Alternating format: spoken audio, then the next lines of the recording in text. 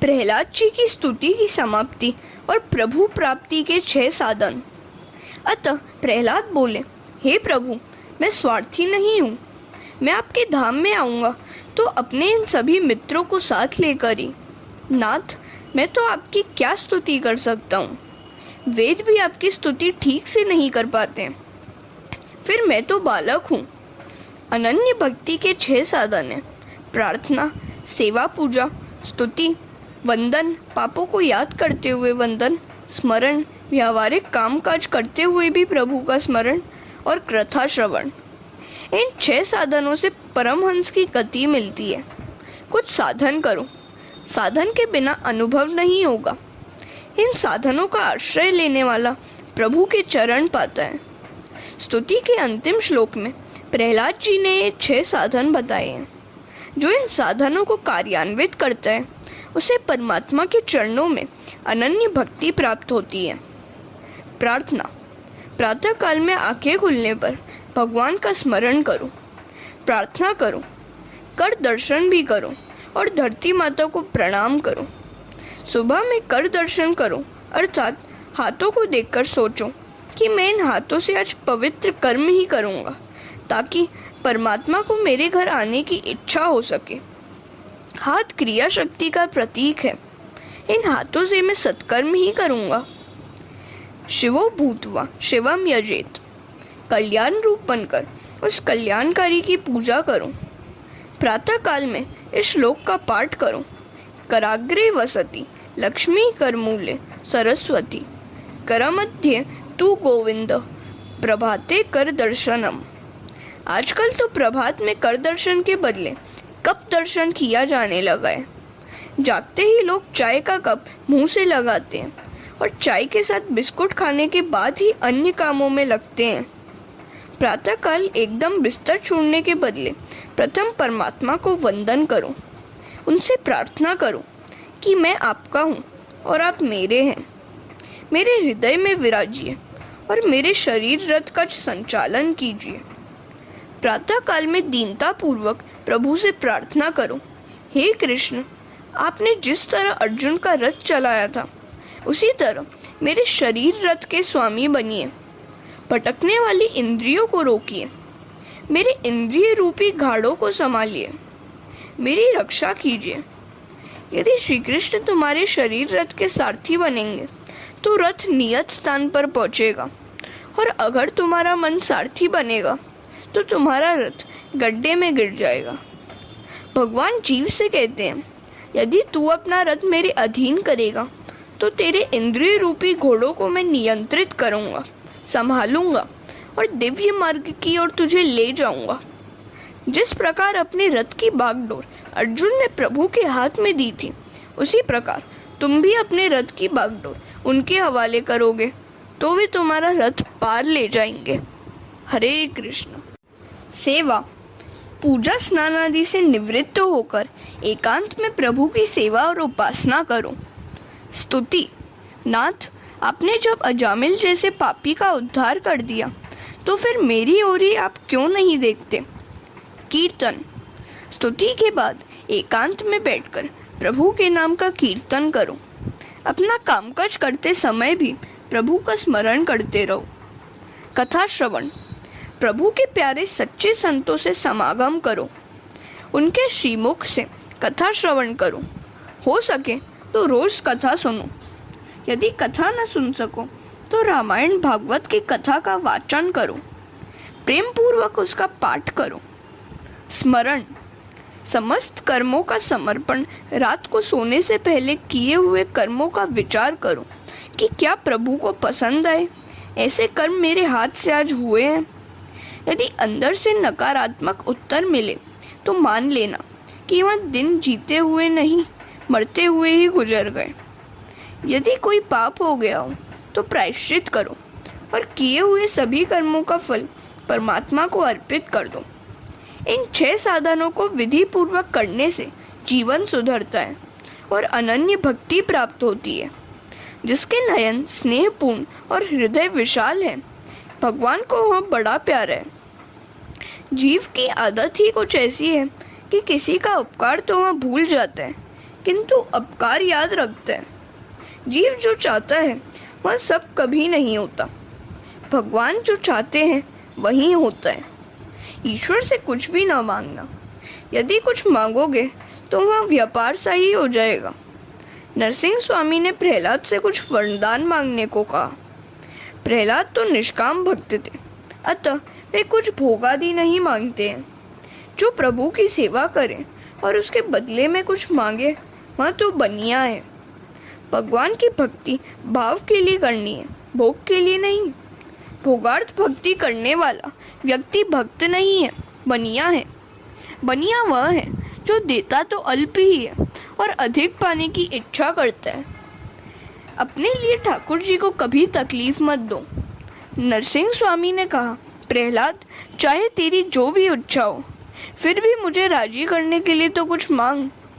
प्रहलाद कहते हैं, प्रभु, मुझ पर आप ऐसी कृपा करें कि संसार का कोई भी सुख पाने का विचार भी मेरे मन में ना आए। किसी भी प्रकार के इंद्रिय सुख की भोगेशना मेरे मन में ना जागे, ऐसा कीजिए। कामानाम हृदय सरोहम भवस्तु वृणे वरम। मेरे हृदय में कभी किसी कामना का बीज ही अंकुरित न हो, मेरे हृदय में किसी भी कामना का अंकुर ही न रहे, ऐसा वरदान मुझे दे। प्रहलाद ने भगवान से जो मांगा था वही तुम भी मांगना। प्रहलाद कामस्य नहीं कामानाम बोले थे। इंद्रिय सुख की मन में इच्छा ही नहीं जागनी चाहिए।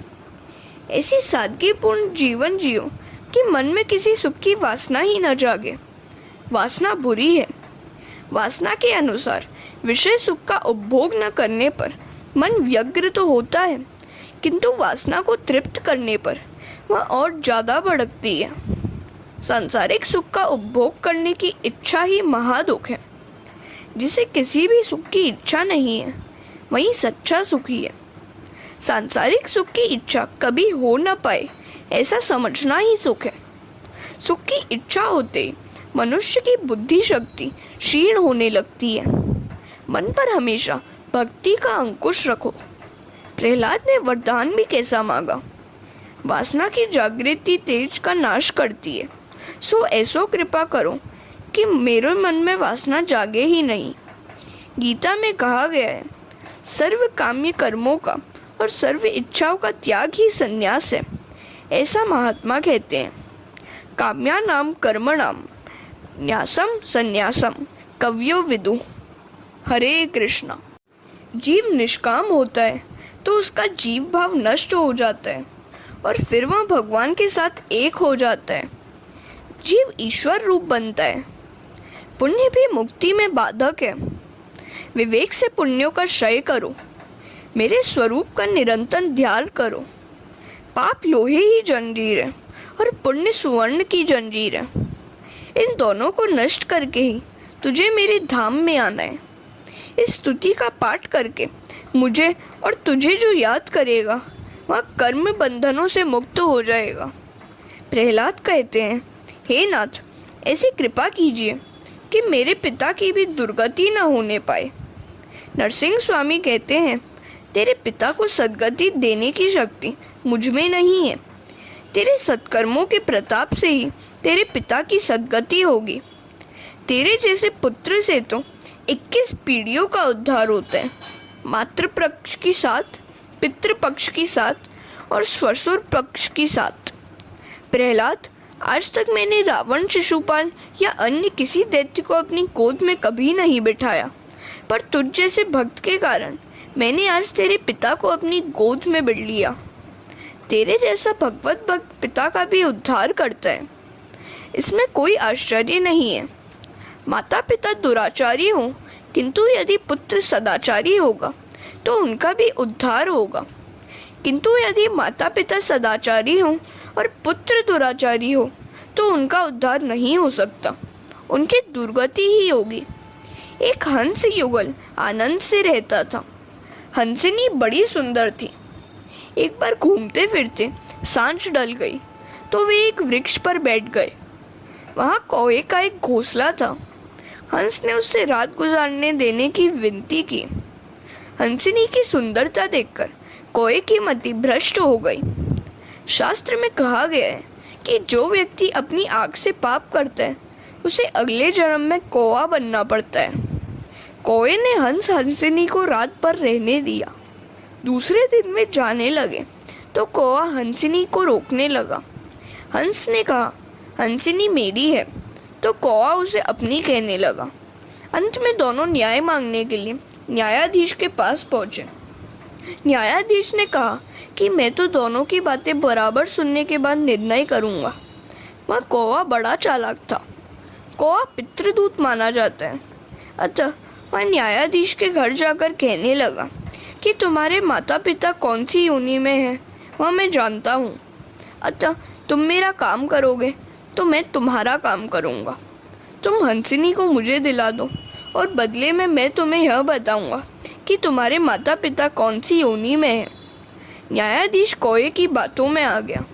उसने दूसरे दिन न्याय करते हुए कहा, हंसिनी उसी की है जो उड़ता हुआ आगे निकल जाए। हंस की अपेक्षा कौवा अधिक गति से उड़ता है।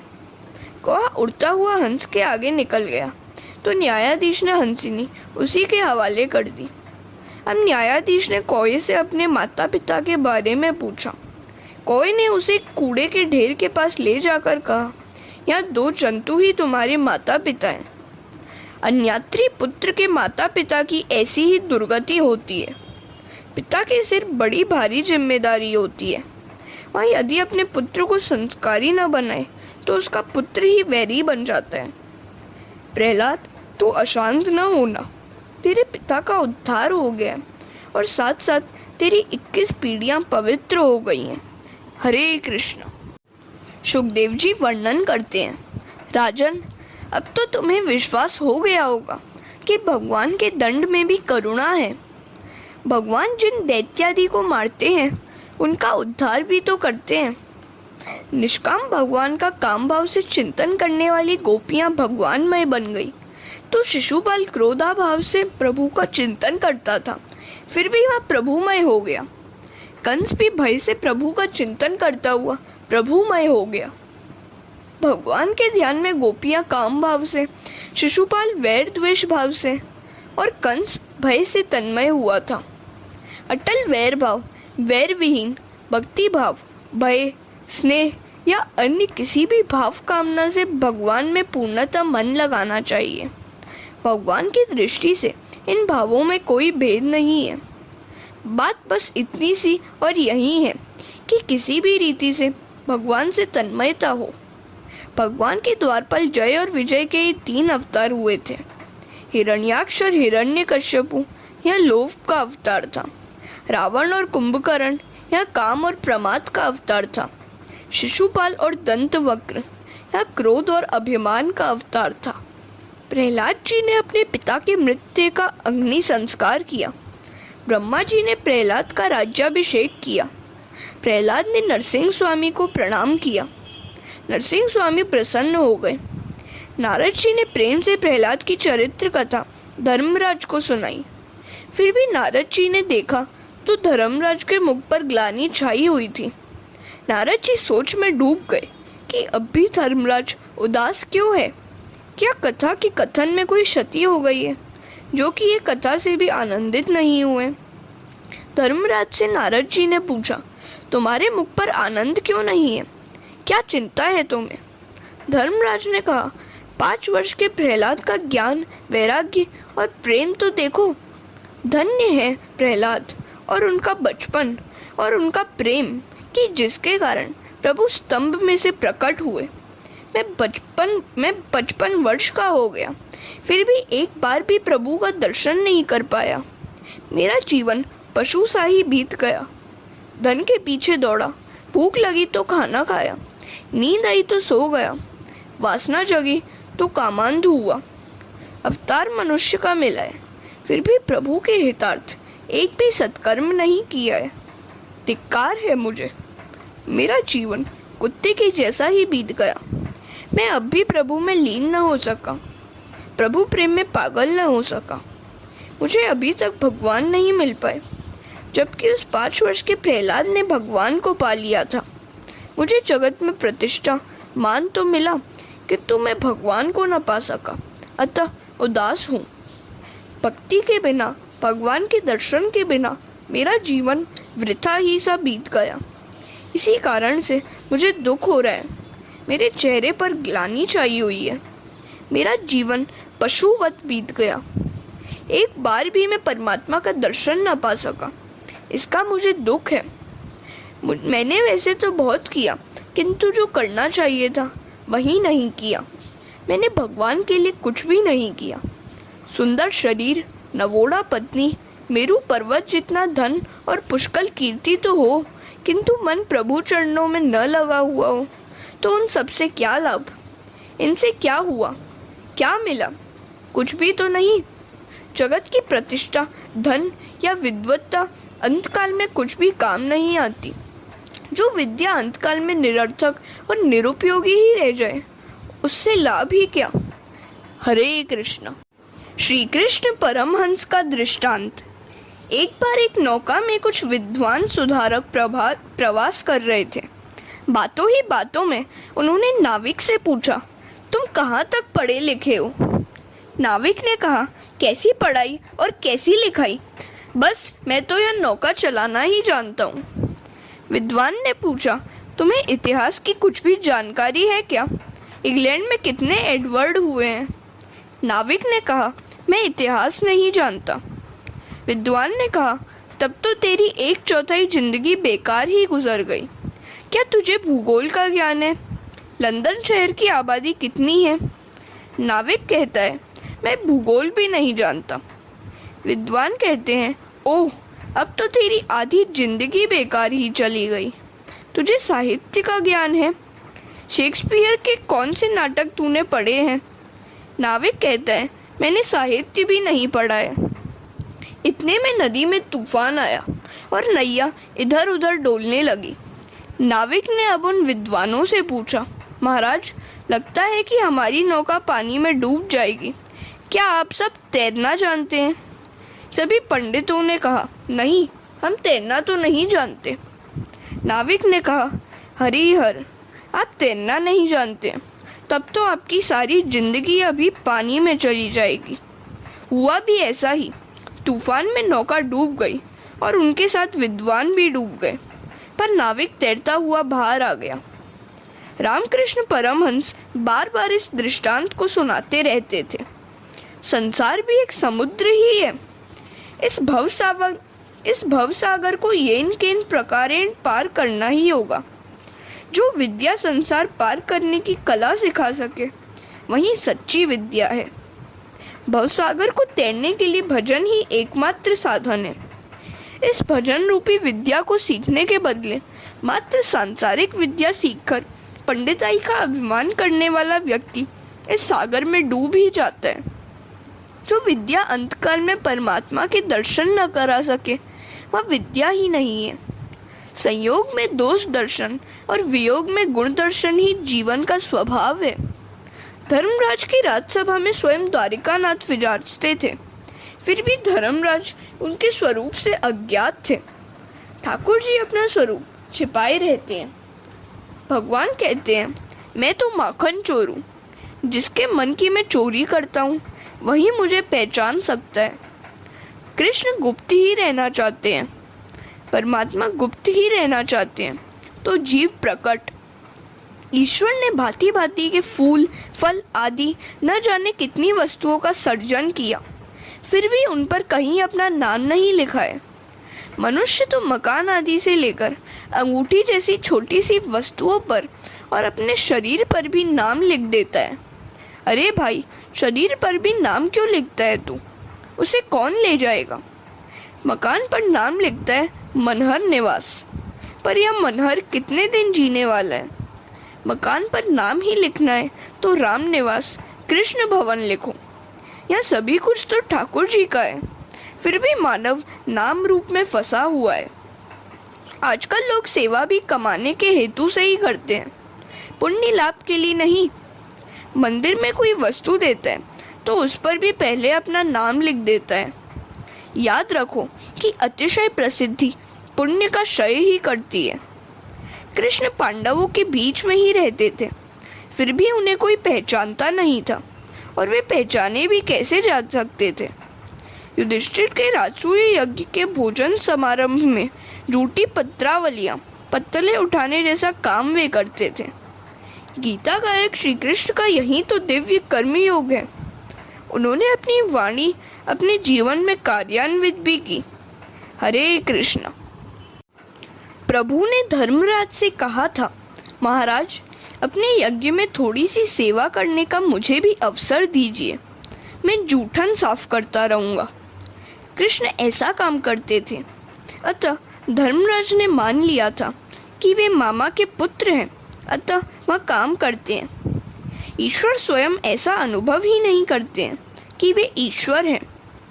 यदि ईश्वर ऐसा करे तो उनका ईश्वरत्व ही नष्ट हो जाए। धर्मराज इस बात को भूल गए थे कि स्वयं श्री कृष्ण ही उनके साथ बात कर रहे हैं। अतः वे कहते हैं कि भगवान के दर्शन अभी तक नहीं हो पाए हैं। नारद जी धर्मराज से कहते हैं, वे बड़े बड़े मुनि आपके घर आए हुए हैं, उन्हें दक्षिणा का लोभ नहीं है। ये दुर्वासा और जमदग्नि निष्प्रह हैं। धर्मराज के यहाँ विशाल जनसमुदाय एकत्र हुआ था।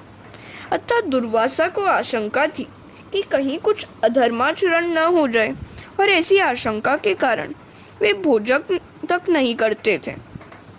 द्वारकाधीश दुर्वासा को ब्रह्म विद्या के गुरु मानते थे।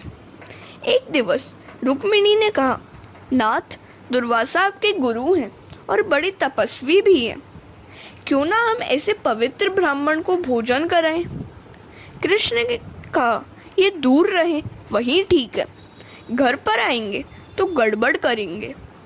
रुक्मिणी ने अति आग्रह किया तो कृष्ण रुक्मिणी दुर्वासा को आमंत्रण देने के लिए पिंडारक तीर्थ आए। दुर्वासा ने कहा, भोजन की बात जाने दीजिए, मेरे आशीर्वाद हैं आपको। मैं क्रोधी हूँ, कहीं क्रोधवश कुछ शाप न दे दूँ। किंतु कृष्ण रुक्मिणी के अति आग्रह के कारण दुर्वासा आने के लिए तैयार हुए। रथ में बैठे दुर्वासा ने उनकी परीक्षा करने का विचार किया और कृष्ण से कहा, मैं हूँ ब्राह्मण और तुम हो क्षत्रिय। क्या यह योग्य है कि हम एक ही आसन पर बैठें? अतः इन बैलों को हटाकर तुम स्वयं रथ को खींचो तो मैं आऊं। कृष्ण और रुक्मिणी रथ खींचने लगे। माताजी थक गई और प्यासी हो गई। वे बोली, ब्राह्मण बड़े विचित्र होते हैं, मैं ब्राह्मणों के घर में नहीं रहना चाहती। कृष्ण ने समझाया कि अब अधिक देरी नहीं है, धीरज रखो। तो रुक्मिणी ने कहा, मैं धीरज नहीं रख सकती, मैं इस प्रदेश में नहीं रहूंगी। कृष्ण ने कहा, नहीं नहीं, इस प्रदेश को कभी न छोड़ना, इस गुजरात में हमेशा वास करना। और लक्ष्मी जी गुजरात में रह गई। प्रभु की लीला है। दुर्वासा के हृदय में भी श्री कृष्ण है। रुक्मिणी जल पीने जा ही रही थी कि दुर्वासा समाधि में से जाग गए। दुर्वासा ने क्रोध से कहा कि ब्राह्मण को भोजन कराने से पहले तुम जलपान कर रही हो, अतः मेरा शाप है कि तुम दोनों का वियोग होगा। कृष्ण ने कहा कि आपका शाप सिर आंखों पर, किंतु आप मेरे घर तो चलिए। दुर्वासा को लगा कि मैंने शाप देकर कुछ अनुचित सा कर दिया है, अतः उन्होंने कहा, मैं 12 वर्ष के पश्चात तुम दोनों का विवाह करवाऊंगा। नारद जी धर्मराज से कहने लगे कि ऋषि तुम्हारे घर यहाँ कुछ खाने या लेने के लिए नहीं आए हैं, ये तो परब्रह्म परमात्मा के दर्शन करने के लिए यहाँ आए हैं। चिंतन करने पर भी उनके ध्यान में परमात्मा का स्वरूप आ नहीं सका, अतः वे उनका दर्शन करने के हेतु तुम्हारे यज्ञ में आए हैं। इन्हें तो दर्शन का लोभ है। राजन, तुम तो प्रहलाद से अधिक भाग्यशाली हो। परमात्मा तुम्हारे रिश्तेदार होकर तुम्हारे घर में रहते हैं। हमारे घर में भी भगवान है, किंतु नारद जी जैसे संत द्वारा दृष्टि मिलने पर ही उनका दर्शन हो सकता है। राजन, तुम भाग्यशाली हो कि परमात्मा तुम्हारी सभा में ही विराजमान है। हरे कृष्ण। नारद जी ने जब ऐसा कहा तो धर्मराज राजसभा में चारों ओर निहारने लगे, किंतु कहीं भी वे परमात्मा का दर्शन नहीं कर पाए। धर्मराज परमात्मा को पहचान ही नहीं सके। द्वारिकानाथ को देखते तो थे, किंतु उन्हें तो वे मेरा भाई ही मानते थे। इधर कृष्ण सोचते हैं कि नारद जी अब चुप हो जाएं तो अच्छा रहे, अन्यथा वे मुझे प्रसिद्ध कर देंगे। उन्होंने नारद जी से कहा, नारद तुम प्रकट मत करो, अपनी कथा ही पूरी करो। नारद जी ने कहा, इस सभा में जगत के जन्मदाता उपस्थित हैं।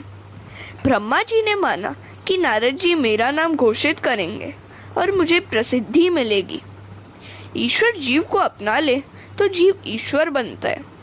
राजन, जगत दृष्टा और ब्रह्मा के भी जो पिता हैं वे बैठे हुए हैं सभा में। धर्मराज नारद जी से पूछने लगे, कहाँ है भगवान, कहाँ है परब्रह्म, मुझे क्यों नहीं दिखते हैं वे। अब नारद जी से रहा नहीं गया। आज चाहे अप्रसन्न क्यों ना हो, मुझे उन्हें प्रसिद्ध करना ही होगा। नारद जी ने भगवान श्री कृष्ण की ओर इंगित करते हुए कहा, अयम ब्रह्म। उपनिषद में इदम ब्रह्म की बातें हैं और इधर अयम ब्रह्म की। इनके ही दर्शनार्थ ये सारी मुनि यहाँ आए हुए हैं। प्रभु ने सिर झुकाकर मुंह छिपाया, मैं ब्रह्म नहीं हूँ, नारद असत्य बोल रहे हैं। नारद जी ने कहा, अयम ब्रह्म। इन्हें असत्य बोलने का स्वभाव ही है। भगवान कभी कभी लीला करते हुए असत्य बोलते हैं। उन्होंने बाल्यावस्था में भी अपनी माता यशोदा से एक बार कहा था कि नाहम भक्षित वानम्ब, मैंने मिट्टी खाई ही नहीं है। ये सब बालक झूठ बोल रहे हैं। आत्मानुभूति कई बार होने पर भी दृढ़ता नहीं आती। दृढ़ता सद्गुरु कृपा से ही आती है। नारद जी ने धर्मराज को भगवान नारायण के दर्शन कराए और सारी बातें खोल कर बताई। अब मिश्र वासना के प्रकरण का आरंभ हो रहा है। 7वें स्कंद के 11 से 15 अध्याय में मिश्र वासना की बातें हैं।